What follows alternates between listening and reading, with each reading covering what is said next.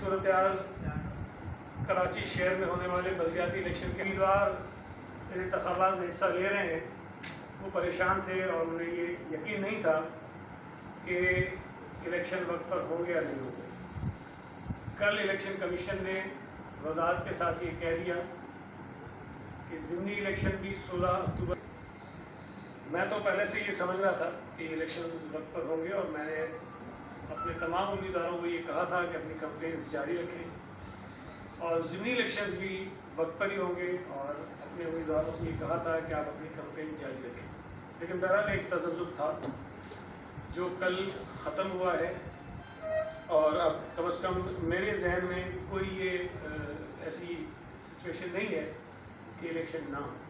کے ذریعے کراچی کے عوام کے سامنے اور کراچی سے ہٹ کر ملک کے دیگر ان حلقوں کے عوام سے بات کرنا چاہتا ہوں جہاں پر ضمنی الیکشنز ہو رہے ہیں۔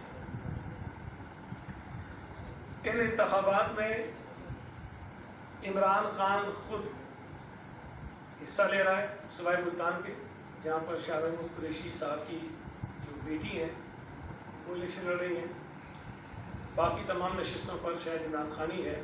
لیاری کی نشست پر اسلام آباد ہائی کورٹ نے الیکشنز روک دیے ہیں اور باقی علاقوں میں الیکشنز ہو رہے ہیں۔ میں اپیل کرنا چاہتا ہوں ان تمام لوگوں سے جن حلقوں میں ضمنی الیکشنز ہو رہے ہیں، کچھ چیزیں ہیں جو میں ان کے سامنے رکھنا چاہتا ہوں۔ پہلی بات تو یہ ہے کہ آج بھی جب میں آپ سے بات کر رہا ہوں، آج کی تاریخ تک عمران خان قومی اسمبلی کا ممبر ہے، اور پاکستان کی معیشت جو ہے وہ ڈوب جائے، اور اگر یہ صورتحال پیدا ہوتی تو اس کا خمیازہ بھی پیپلز پارٹی، نون لیگ اور عمران مخالف لوگوں کو نہیں بھگتنا پڑتا، اس کا خمیازہ بھی ہر پاکستانی بھگتتا جو عمران خان کے ساتھ ہے وہ بھی، اور جو عمران کے مخالف ہے وہ بھی۔ انہوں نے یہ کیا، اس سے بڑی ملک دشمنی اور کیا ہو سکتی ہے؟ اب کیا ایسی ملک دشمنی رکھنے والے آدمی کو، جماعت کو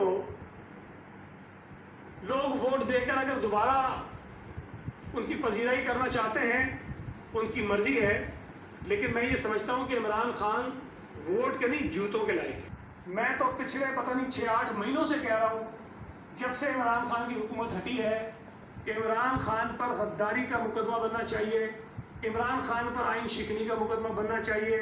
عمران خان گوگی کہاں غائب ہے بھائی؟ کہ گوگی کو کیوں بگایا گیا ہے؟